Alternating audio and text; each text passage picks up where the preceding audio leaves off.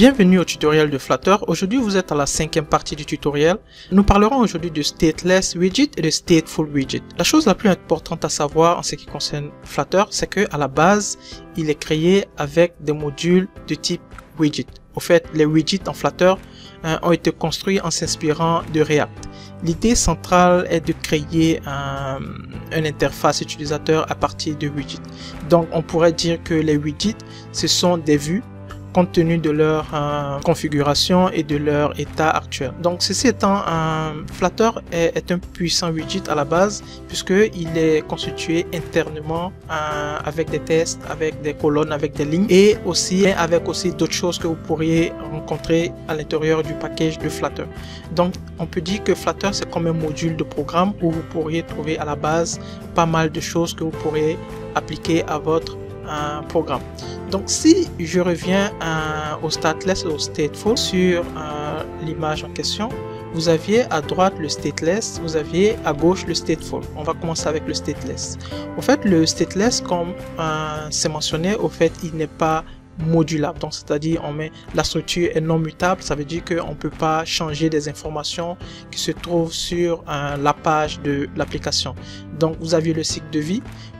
Vous aviez au niveau du cycle de vie, vous aviez le stateless widget et le stateless widget en lui-même. Vous pourriez après ça, vous pourrez avoir un constructeur qui n'est pas obligatoire et après vous aviez le builder qui permet de construire au fait l'application principale de votre app.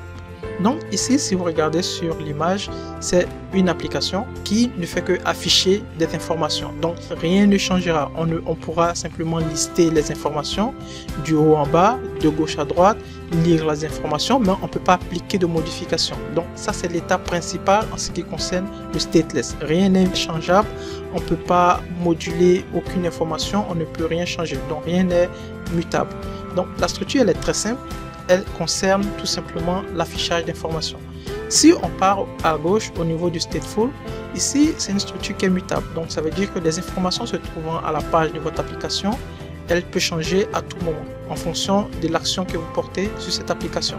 Donc si vous regardez le cycle de vie, vous aviez effectivement le widget, le stateful. Vous pourriez avoir un constructeur qui n'est pas obligatoire. Après ça, vous aviez un init-state, c'est-à-dire que c'est pour initialiser votre application, c'est-à-dire au premier lancement, qu'est-ce qui apparaît au premier lancement. Donc c'est tout simplement une initialisation. Après ça, vous avez le constructeur qui est effectué. Le constructeur, c'est la page widget en question qui sera affichée sur votre app. Et enfin, vous avez le state. State, c'est tout simplement vos actions que vous portez à l'application. Si vous regardez l'application à côté, vous constatez que cette application, il y a la possibilité d'augmenter par exemple la quantité d'éléments que vous aimerez et par la suite vous aurez le prix qui changera. Au fait, vous voyez, l'interface sera modifiable. Ça veut dire que cette interface utilise le stateful parce qu'on effectue des modifications sur cette application. Par contre, si on clique et on apparaît sur une autre application ou bien on clique et on peut cliquer sur un bouton et de là ça va nous renvoyer directement sur une fenêtre. Voici comment fonctionne au fait le stateless et le stateful. On essaiera d'effectuer une petite application pour vous montrer comment ceci fonctionne au niveau du code et vous comprendrez plus ou moins comment utiliser le stateless et le stateful dans votre programme. Donc on va essayer d'ouvrir un VS Code à mon niveau. Au niveau de mon VS Code, le code reste le même concernant Android Studio ou si vous utilisez un autre IDE. Donc à mon niveau, je vais essayer de fermer ça pour avoir plus d'espace. Je vais moduler ma fenêtre et ici vous aviez l'app qui est affichée. C'est la même application que nous avons eu à observer au niveau du tutoriel précédent. Donc ici vous aviez normalement la bibliothèque qui était importée. C'est la bibliothèque principale concernant Flutter qui s'appelle Material.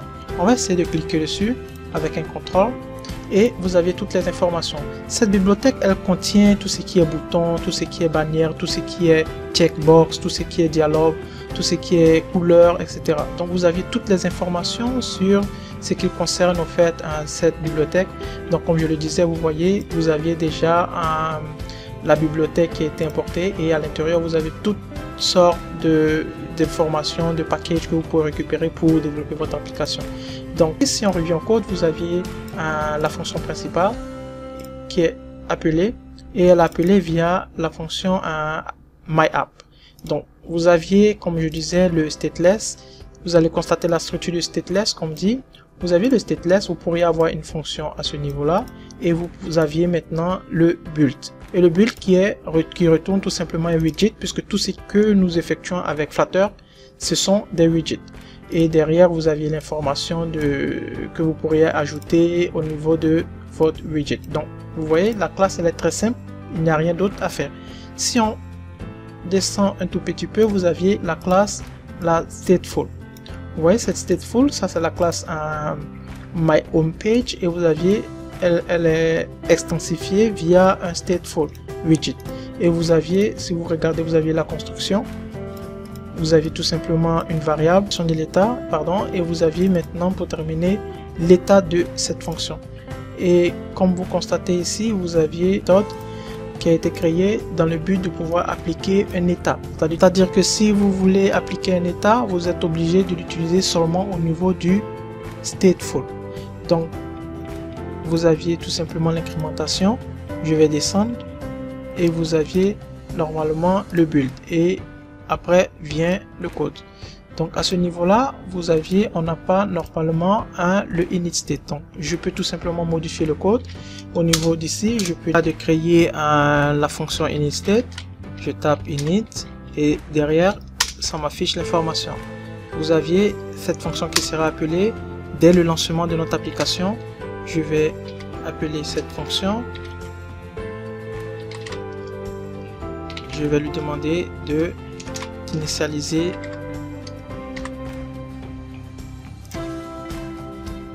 l'incrémenter et après je vais décrémenter celle-là et je vais essayer de relancer.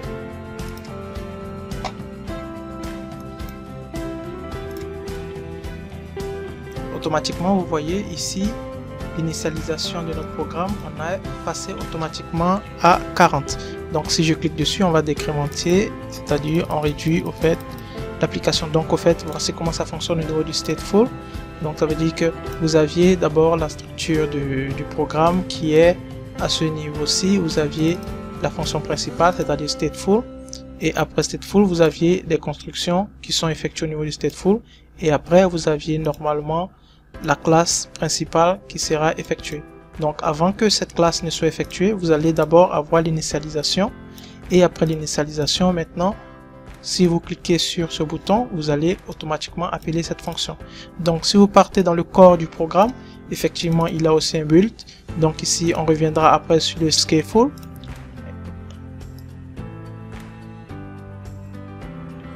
Et vous aviez maintenant au centre, vous aviez le corps du programme. Vous avez le corps et c'est tout.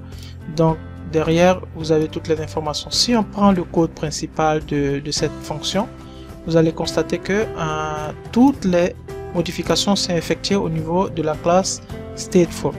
Et après ça, on ne fait que appeler cette classe au niveau de la classe du stateless qui est ici.